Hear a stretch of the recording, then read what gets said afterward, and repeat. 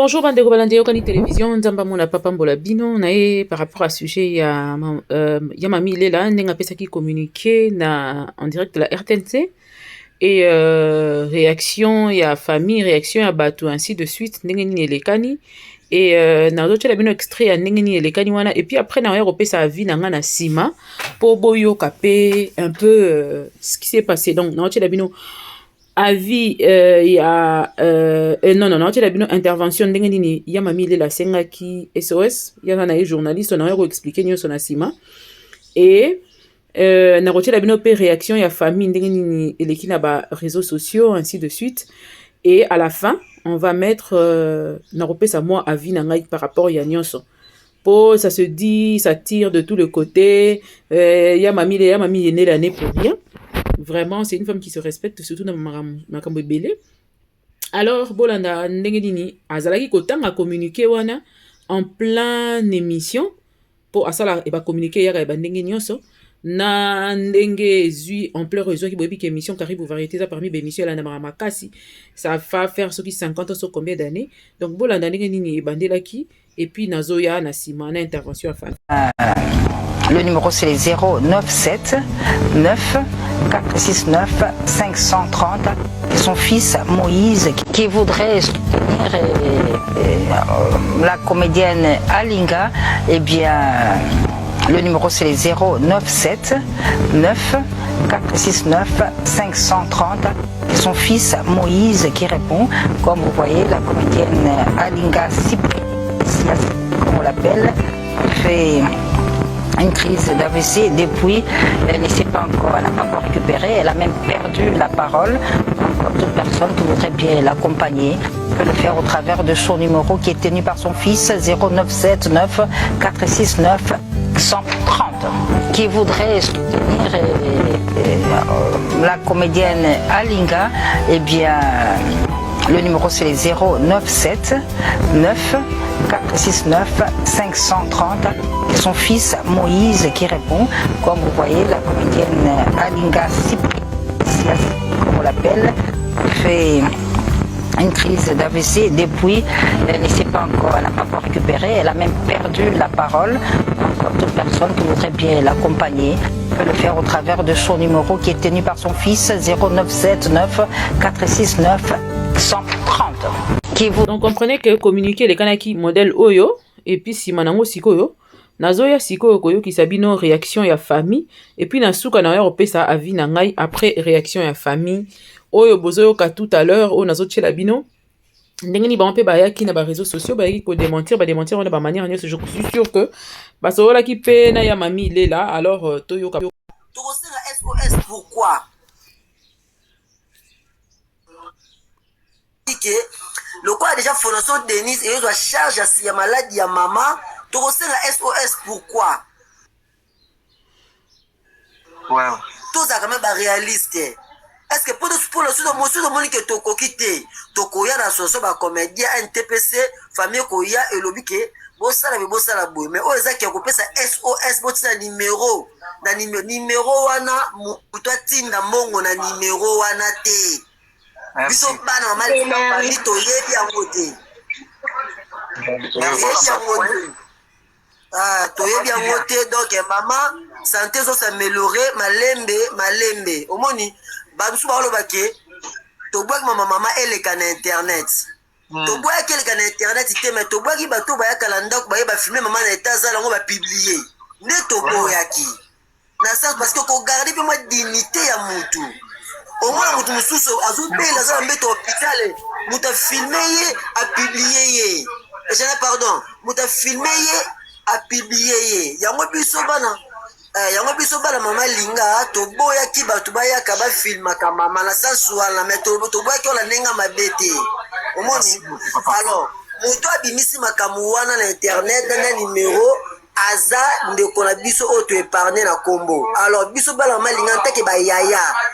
na yala biso abienveni mwana na liboso ya paster aza na Gabon toboyi yango moto atina mbongo na numéro wana te oyo aza na posa kosunga mama aleka na ndako akokuta bato baza kuna na ndako do batina mbongo na numéro wana te bon moi ale pa mibale azoloba po tobima na biso. Ok, merci beaucoup Papa Koé, c'est là.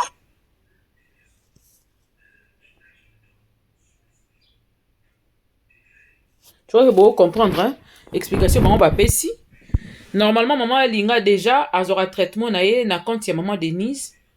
Et que, vraiment, le fait que azora déjà traitement par maman Denise, bah, c'est mon associé SOS Salami. Et que la loco là, bazo reconnaître apport ya maman Denise, ya fondation maman Denise. Fondation maman Denise en passant. Ngana ya na lettre na ngana beti da ba tour, rien sans suite. Maman Denise ni akero. Na ba kuna osa TikTok tour. Na osa TikTok comme c'est comme aka viral. Alors, avant la banana nous, na côté ya maman Denise ni akero. Je reviens d'abord pour dire ceci. Ya mami il est là nan toyoka ina makambo soki ndenge ni so ndenge ni déjà to épargner déjà yé parce que normalement ya mami il est là né pour rien. Soki Caribou Variété zana un numéro où ba contactera ba tout pour na kotika ba message. Kotika ba communiquer et tout ça là. So ba contacter, je sais pas si c'est payant. Je suis sûr que c'est payant. Au footimbongo on va repasser le communiquer na yo. Mais maman linga je crois que ça la paix moko ya batu ya RTNC. C'est que quelque part, maman Alinga, na RTNC, so va communiquer, maman Alinga, SOS ou quelque chose comme ça, mouto a peu ya mami il est là. C'est parce qu'il y a maman Alinga, pas ça parmi bateau, ba futa marana RTNC. Pour ba sala bango, presque nyo so batu ya groupe, salongo, ba sala rakuna. Pour ba za ba agent kuna, en quelque sorte. Et ba futa maka. Donc, ezara na kati ya entreprise na bangonde aleki si communiquer na ebité soka futa kité wana ezape parti mususu c'est pas important de le savoir ou ne pas le savoir mais ya mami il est la émission o ya animaka ezala ka émission maison ya RTNC et que na kati émission maison ya RTNC wana tango ba message ya tango ba communiquer ya que tout ça là je suis sûr que c'est une équipe qui traite tout ça là ti bazui aval ya kolekisa yango c'est que quelque part batalaki ba moni que c'est bon. Parce que ce que va dire ya bana ya maman Alinga ba lo bango bien que muto ya ki dans les réseaux sociaux ba yebi mais ba épargner. Mais normalement fallait ba on ba citer nyonso ba reconnaître pe numéro on a ba yebi yango to ba boyinde yango. Parce que ko yeba numéro c'est une chose, ko boya pe numéro c'est une autre chose. Parce que ce ko yebi numéro voilà to ko koloba que eza mutu na bino me boyinde ko sala makamona po bo pesier ndingisa te to bo pesier permission te yango ye ko sala yango. Omoni wana numéro boyebi mais nenga sa ndeko na bino boyeko ko bimisa ko dévoiler na TVT sinon makambu ya famille ko ya ko bima c'est bien parce que entre guillemets pe bongo yo ça la pe flou par rapport à ya mami il est ça qui to côté bino ne faut boya pe bo laver ya mami il est elle n'est pour rien na kati affaire wana ya mami il est vraiment n'est pour rien et ça communiquer ya tangi ka communiquer omoni contenu ya émission soki na ye to ça basala conducteur wana mu te permettre à mutu a fonctionner na conducteur au journaliste ça na conducteur au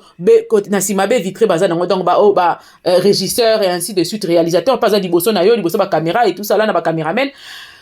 mais conducteur wana mu te kotambwisa bino ko lakisa bino que siko to banana nini boye après to yamba mutu boye après to kokotisa mutu boye il faut pe bato régie ba yeba po ba on ndo lansaka ba nzembo temps e ko sengaka ba heure ya transition télévision tambola rabonga pe na sala na TV ba émission direct ainsi de suite na yebi mais RTNC za sous monene ko leka et ya mami c'est une légende de chez nous non bataille de chez nous oui mais na domaine na biso et alors soki boyebi yete soki boyebi numéro wana te boyebi pe soki Moses soki na nyango wana te c'est que quelque part makambo ekomela ki famille ya Delta Force yango pe bangi ba beta pe awa na makambo ya mama Alinga parce que batu moko to tsaela ki émission awa bozonga bokomona ngo wana mwana ya Delta Force ndenge ba uti ko yiba bango 1 million de francs congolais kutu heureusement que maman Denise nyake va réagir tout le monde déjà ba uti ko pesa bango enveloppe pour na makambo matanga et avancer parce que matanga ngo pe ewumeli bien que ba comédien ba hôtel ma penza ndenge sengelité bazo yaka pe matanga ngo penza te donc soki ayebite soki boyebite c'est qu'il faut venir vraiment dénoncer sérieusement, dire que boyebite et que ça peut-être makamo basala ki bana Delta Force et on peut bambasa la bino pour laisser à mamie il est là en dehors encore une fois de cette histoire. Mais on vous rassure encore une fois, ya mamie il est là né pour rien. Et ça makambo moko salami quelque part ezo mona na logo là, et ça membre moko ya famille pe oh ba protéger ba boyina ngo ya ko sasaye ba protéger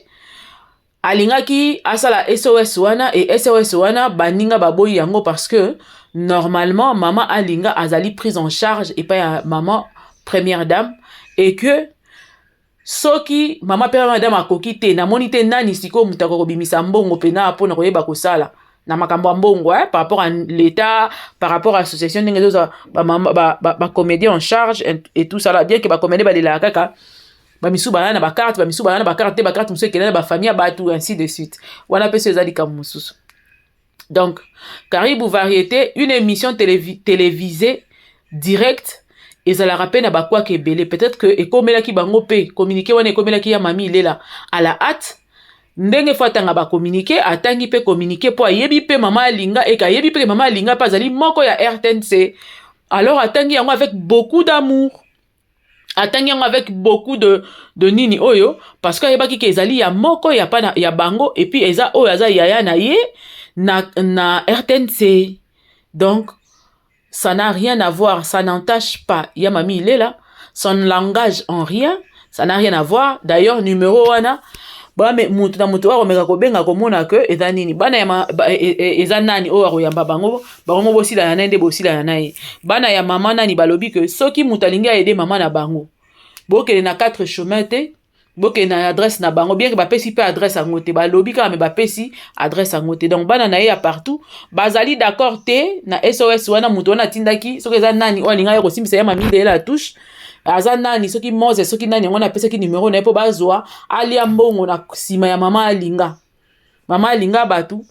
azo s'améliorer petit à petit. Déjà soki le fait que bazongisi ye na ndaku c'est que santé na ye quand même ezali koyeba ko s'améliorer chaque jour. C'est vraiment la prière qui reste. Il faut vraiment aussi que la prière bon activer prière ainsi de suite. Babi pala na mwana na ye aza pasteur, je suis sûr que ba prière penezoleka lolenge oyo esengeli nzambe asimba koko leka na kobikisa mama na biso alinga ekozala malamu mingi. Alors to continuer lisusu audio po bana balobi quand même moi moulaye toyoka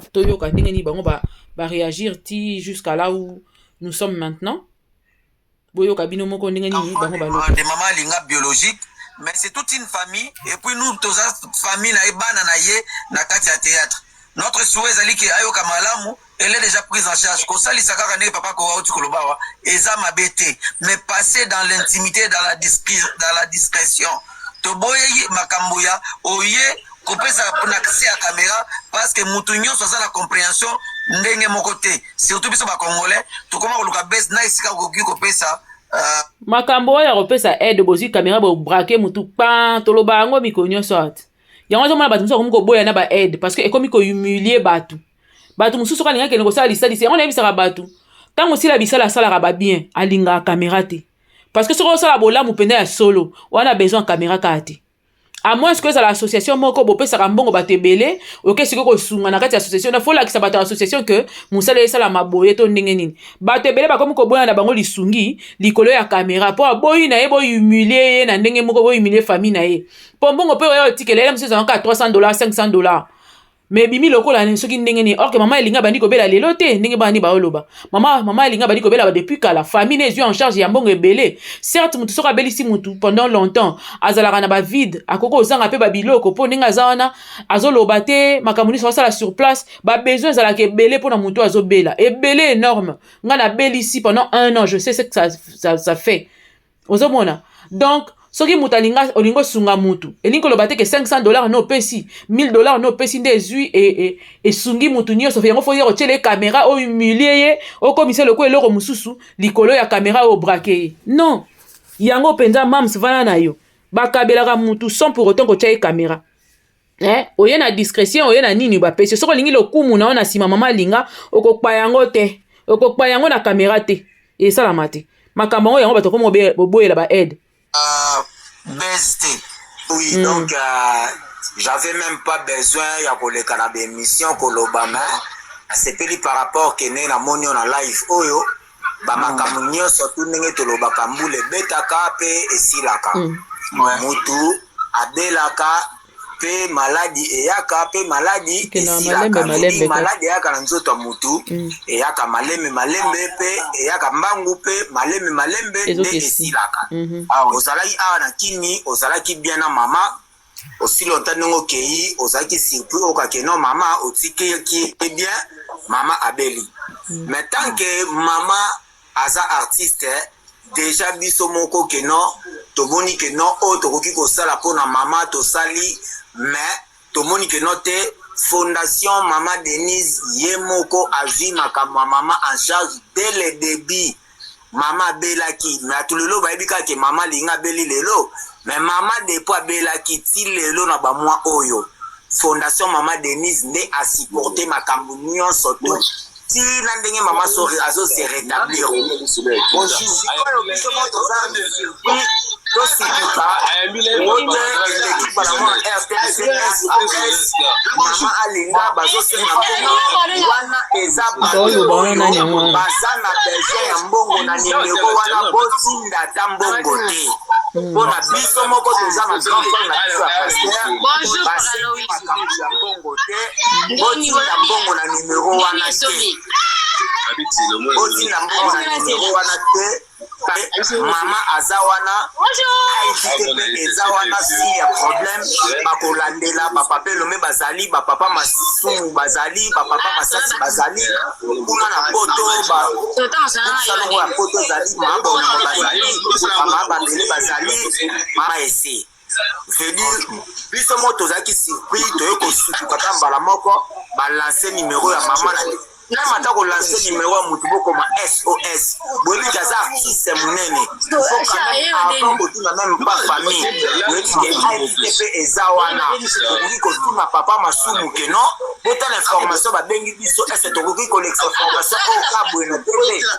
directement balekisi na RTNC tokoki koyoka balive mosusu nga bazosenga biloko mosusu bato mosusu bakoki kofinga mama aza na bana okite bino bana na ye oyo ya kotina mosala ya théâtre bozali bino moko boyebi ndenge tosalaka baorganisation nyonso ya kosima bamona oyo baza kati mpasi tosengi na biso eloko te tosengi na biso mbongo te toboyi mpona bato oyo bazwaki swa ya mama dès le début ndenge bazolandela eti lelo eza fondation mama Denise Nyakero nde alandelaka makambo nyonso tu ya baartiste 1.1 numéro bapesaki na RTNC en tout cas moto asala erreur te atinda mbongo na numéro wana matani nde na conforme ngwaba bozotia makelele ma Denise Nyakero parce que azala na carte ya santé carte ya assurance santé assurance maladie donc aza déjà prise en charge soki moto akozala na posa ya kosunga. Donc, comprenez que c'est ça. Batie numéro pour la SOS Mama Linga, famille Baboyango, famille biologique, na famille professionnelle, na obiso tozali, toboyango. Alors, toboyi va se faire berner, na sima, ya pasi, oyo, tozali ko traverser, parce que tu es biqué, à Koyo Kamalam. C'est un peu ça. Yango tomataki bana biologique, Mama Linga. Voilà, bana biologique, Mama Linga, Bamati, Balobi. N'est vraiment pas envoyer l'argent sur ce numéro. Bon comprendre que on peut pas droit ils étaient presque obligés de venir répondre, de venir réagir. Pourquoi? Parce que n'est déjà fondation Maman Denise Nyakero et ils ont en charge au cas où batiki ko en charge et que ça la moins compliqué et que ça la pas si mini parce que ba outil musika ba commis quelque part. Nanu ba comité mais ba commis quelque part déjà le fait kazongi na ndako ndenge nazoloba c'est que mama linga amélioration ezali boyebi ke maladie ya AVC so ke beti mutu esenga ka ba effort ebele ba kiné ba makambo ebele ba traitement ekeye zongi ainsi de suite nzambe pe nenga zala kanenza ba bolingo so ka atie mawa na ye likolo ya mama linga boko na ye pa zongi li makambo na ye mususu pe zala ko batikali na ye sans défaut mususu pe ka moi défaut ka mukie ainsi de suite. Donc on prie que dans le cas précis, maman Linga Azong et la biso qui tokopé bien ming, c'est une maman qu'on aime beaucoup, c'est une maman très gentille, c'est une maman vraiment qui a beaucoup fait pour notre pays et Torosepelaso qui a se rétablir, à se remettre sur pied et que ça les sengo boti ko panza makambu ya batu nini ko utiliser ba problème ya batu bato ba otinera ba numéro ba benga biso na numéro bo moni journaliste bo pesi aya osala communiquer boye ko lukela ya mami ile la bato ba problème pour rien parce que bato comme ko interpréter ngo ba ndenge belé le comme lokela ta ya mami ile la pona nini ye aza professionnel abenga kité il fallait bana ko vérifier na famille et puis maman linga sala kana bango pona nini ça se dit tellement de choses que je crois que ya mami ile la soka benga kité ce n'est pas parce que azalaki na confiance mingi et alingi moko ya nako benga collègue hein, pour on na RTNC ya bango ya musala et asali on a bolingo mingi. Donc arrêtez un peu de incriminer tout le temps ya mami il est là ya za professionnel ndenge nini azo kitango ya ko vérifier information te ya ko benga famille ya nani te bango ne sokuna na musala bazana non, des fois ça nous arrive, nous sommes en pleine émission, surtout que c'est une émission directe. Papier, on attend que parce que si vous voyez, vous regardez bien l'émission, vous allez voir qu'elle était en train de lire, elle était vraiment en train de lire. Donc, on a aussi l'émission directe. Papier, moko yé a communiqué, surtout on a yé bien relaxation, sans hésiter. Et au fele mbongo ou pas mbongo, on a relaxé parce que ça, moutou on a yé bitan, bah, nani a beli, elle aime se battre quand nzembo mukie. Transition ya mami nani ya mama linga obela il faut ça la SOS la batumbana na eba ye akoye bandeni akozwa tango ko vérifier na batana piste en pleine émission ndenge nini. Et puis de l'autre côté peut-être condamner pe famille parce que famille peut bazo banga que tant fondation de Nélis n'a kire komona et koloba ke oh mais ba non biso tozo sunga mama na bango déjà tozo déjà en charge ndenge nini bango bazo ke neko laisser sur SOS c'est que zo biba biso ba incapable et que biso tozo sala musala penda bien te bango pe pour ne pas ko bebisa. Pour ne pas que baby ça et loko oyo wana bazanango toi relation soit encore arrangement bazanango il y a assurance santé assurance maladie ya maman na bango auprès de la fondation des Nyakero il faut bayambango baya ko démentir baboya yango ceux qui pèsent mon membre moko ya famille alingi a précédé bango pour ayeba ko gagner quelque chose. Je crois que ça va se laver en interne. Bango ba yebinde ni ba koyeba ko gérer makabango mais jusque là, je crois que tout est clair.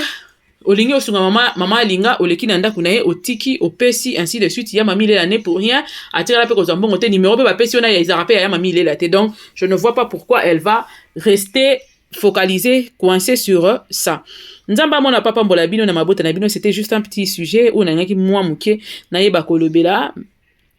sur maman Linga. C'est une maman que nous aimons beaucoup. Nzamba mona papa mbola biso nyonso bisika nyonso tozwami na mabota na biso na ba faire na biso na misala na ba kelasi ya bana pe ya bandeko na biso nde tokutani bongo kala mingi te avec un autre sujet ya biso toujours notre produit on continue à vendre. Bisous, bye bye.